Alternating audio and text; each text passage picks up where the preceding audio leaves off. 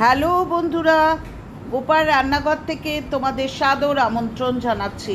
বন্ধুরা, আজকে একটা মিষ্টির রেসিপি তোমাদের সামনে দেখাচ্ছি, যেটা কিনা বাড়িতে কোনো গেট টুগেদার হলে কিংবা কোনো পুজো পার্বণ হলে বা নিজের পরিবারের সদস্যরা মিলে কিন্তু করে খেতে পারো। খুব সহজেই কিন্তু এটা করা যায়, যার জন্যে আমি তোমাদের এই কালাকাঁদ মিষ্টিটা দেখাচ্ছি। তো এই কালাকাঁদ দুধভাবে করতে পারো। একভাবে হচ্ছে দুধটাকে ছানা কেটে, অর্থাৎ ছানা দিয়ে কালাকাঁদ করতে পারো। আর একটা হচ্ছে বাজার থেকে পনির কিনে নিয়ে এসে সেই পনির দিয়ে কিন্তু কালাকাঁদ করতে পারো। অর্থাৎ দুধটাকে ছানা কেটে সেটা দিয়েও করা যায়, আবার এইভাবে পনির কিনে নিয়ে এসে পনির দিয়েও করা যায়। তো আমি হালওয়াইওয়ালার মতো বা মিষ্টির দোকানের মতো কালাকাঁদ করছি। দেখো, আমি 200 গ্রাম পনির কিনে নিয়ে এসেছি। গ্রেটারের বড় সাইডটা দিয়ে এই পনিরটা কিন্তু আমি ভালো করে গ্রেট করে নিচ্ছি। দেখেছো, 200 গ্রাম পনিরকেই আমি এইভাবে গ্রেটারের বড় সাইডটা দিয়ে বা ক্রাশারের বড় সাইডটা দিয়ে ভালো করে কিন্তু গ্রেট করে নিলাম। আচ্ছা, 1 লিটার দুধ নিয়েছি, যেই দুধটা কিন্তু খুব ভালো করে জাল দিয়ে নিতে হবে। বন্ধুরা, যারা পনির দিয়ে করেন না তারা কিন্তু দুধের ছানা কেটেও কিন্তু করতে পারেন। অর্থাৎ এই পনিরটা দিয়ে আমি যেভাবে করছি সেইভাবে আপনারা কিন্তু দুধের ছানা দিয়েও করতে পারেন। আমি 1 লিটার দুধকে ভালো করে জাল দিয়ে সেটাকে 750 থেকে 800 গ্রাম বেশ ঘন করে দুধটাকে আমি জাল দিয়ে নিলাম। বারবারই বলছি যে এটা যে আপনাকে ফুল ক্রিম মিল্কে করতে হবে এমন কোনো কথা নেই, আপনি টোন মিল্কেও করতে পারেন। হয়ে গেল আমার পনিরটাকে দেখো গ্রেট করা। এরপর দেখো, আমি বলেছিলাম না যে 1 লিটার দুধকে আমি ভালো করে জাল দিয়ে নিচ্ছি। দেখো কতটা কিন্তু কমে গেছে, পাশে দাগটা দেখলেই বুঝতে পারছো। এবার যে পনিরটাকে আমি এতক্ষণ গ্রেট করলাম গ্রেটারের সাহায্যে, সেই পনিরটাকে আমি দুধের মধ্যে দিয়ে দিলাম। গোটা পনিরটাকে আমি দুধের মধ্যে দিয়ে দিচ্ছি। বন্ধুরা, এক্ষেত্রে কিন্তু ভালো করে নাড়িও, অর্থাৎ যাতে নিচে না লেগে যায়। পরিমাণ মতো চিনি দিয়ে দিও, অর্থাৎ যে যেমন চিনি খাও বা মিষ্টি খাও সে তেমন মাত্রায় চিনি দিতে পারো। অর্থাৎ যদি তুমি সাদা কালাকাঁদ করো তাহলে কিন্তু তুমি ডাইরেক্ট চিনিটা এইভাবে দিতে পারো। আবার যদি তুমি কালাকাঁদটাকে একটু ব্রাউন কালার চাও তাহলে কিন্তু চিনিটাকে ক্যারামেলাইজড করে দিতে পারো। এখানে দেখো, আমি দুটো 10 টাকা দামের যে গুঁড়ো দুধের প্যাকেট আছে সেটাকেও কিন্তু এই দুধের মধ্যে দিয়ে দিলাম।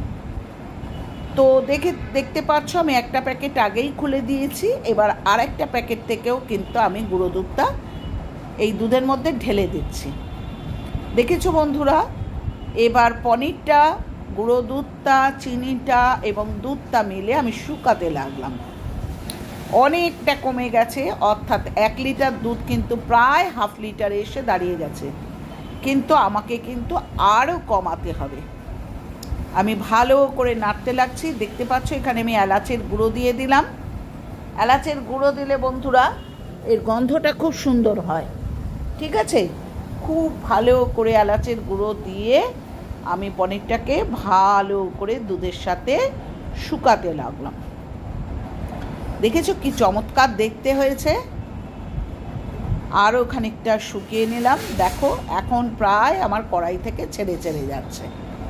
বন্ধুরা, এরপর একটা প্লেটের মধ্যে কিন্তু ঘি মাখিয়ে নিলাম। ঘি মাখিয়ে আমি যে শুকনো যে কালাকাঁদটা তৈরি করেছি সেটা কিন্তু এই প্লেটের মধ্যে ঢেলে দিলাম। ঠিক আছে, এইবার গোটাটা কিন্তু আমি ডিশের মধ্যে ঢেলে দিলাম। এই হচ্ছে আমার 1 লিটার দুধ এবং 200 গ্রাম পনির এবং 2টো গুঁড়ো দুধ এবং চিনি দিয়ে তৈরি কালাকাঁদ। সামান্য এলাচের গুঁড়ো দিলাম। দেখেছো, তাহলে কোনো কিছুই বেশি লাগছে না। এবার খুন্তি দিয়ে দিয়ে আমি এই গরম অবস্থাতেই কিন্তু এই কালাকাঁদের যে ইয়েটা হয়েছে সেটাকে কিন্তু ভালো করে সেট করে নিলাম। দেখতে পেয়েছো কি সুন্দরভাবে আমি সেট করে নিলাম। এবার আমি ফ্রিজের মধ্যে কিন্তু ঘন্টা 2 জন্য রেখে দেব। আমি এই অবস্থায় কিন্তু ফ্রিজের মধ্যে ঢুকিয়ে দিলাম এবং ঘন্টা 2 বাদে বার করলাম। যখন তাপটা পুরো রিডিউস হয়ে গেছে, ঠান্ডা হয়ে গেছে, সেই সময় কিন্তু আমি এটাকে আস্তে আস্তে ছুরির সাহায্যে কিন্তু কেটে নিলাম।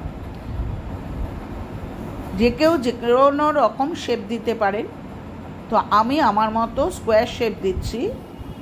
তো কাটা হয়ে গেল আমার। এবার একটা প্লেটে করে আমি পরিবেশন করলাম। বন্ধুরা, এখানে কিন্তু ওপর থেকে খানিকটা ড্রাই ফ্রুটসও আপনারা কিন্তু ছড়িয়ে দিতে পারেন। পেস্তা হোক, কাজুর ইয়েও হোক, গুঁড়ো মানে ডাস্ট কাজু বা ডাস্ট পেস্তাও কিন্তু আপনারা ক্রাশ করে দিতে পারেন। আমি কিন্তু কিশমিশ দিয়েছি।